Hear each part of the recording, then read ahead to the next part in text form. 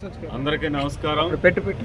ఈరోజు పల్నాడు ఎస్పీ గారి ఆదేశాల మేరకు నరసరావుపేట టౌన్లో నరసరావుపేట 2 టౌన్ సిఐ గారి ఆధ్వర్యంలో 10 మంది ఎస్ఐలు మొత్తం కూడా రాబడిన సమాచారం మేరకు నరసరావుపేట టౌన్లో లైసెన్సులు లేకుండా డ్రంక్ అండ్ డ్రైవ్, తర్వాత మైనర్స్ డ్రైవింగు, నేమ్ ప్లేట్లు లేకుండా సరైనటువంటి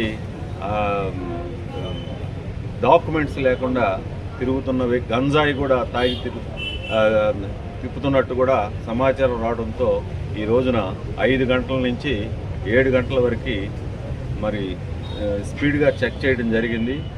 మీ అందరికీ తెలుసు, ఇప్పటికే 107 వెహికల్స్ని స్వాధీనపరుచుకున్నాం. వీటికి సరైన డాక్యుమెంట్స్ లేవు, సరైనటువంటి డ్రైవింగ్ చేయకుండా మరి ఉన్న వెహికల్ అన్నింటిని కూడా పట్టుకోవడం జరిగింది. మరి ఈ యొక్క వెహికల్స్ ఓనర్లని ఇప్పుడు చెక్ చేయడం జరుగుతుంది. ఎవరైనా సరే సరైనటువంటి డాక్యుమెంట్స్ తీసుకుని వస్తేనే ఈ వెహికల్స్ని వాళ్ళకి హ్యాండ్ ఓవర్ చేస్తాం, లేదంటే ఈ వెహికల్స్ అన్నింటిని కూడా సీజ్ చేసి కోర్టులో పెట్టడం జరుగుతుంది. మీ ద్వారా నరసరావుపేట ప్రజలకి తెలియజేసేది ఏంటంటే, మీరు సరైన డాక్యుమెంట్స్తో సరైన పత్రాలు ఉంచుకొని వెహికల్కి సంబంధించిన సరైనటువంటి పిల్లలకి ఇవ్వకుండా పెద్దలే తోలేటట్టుగా మీరు మీ యొక్క పిల్లల్ని రిస్ట్రిక్షన్ చేయాలి.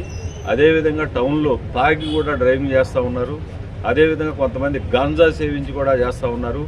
భవిష్యత్తులో ఈ గంజా పైన, ఈ డ్రంక్ అండ్ డ్రైవ్ పైన ఉక్కుపాదం మోపుతామని చెప్పేసి మీ ద్వారా తెలియజేస్తూ ఉన్నాం.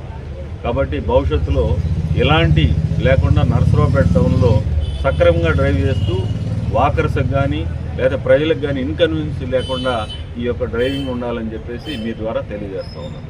Thank you.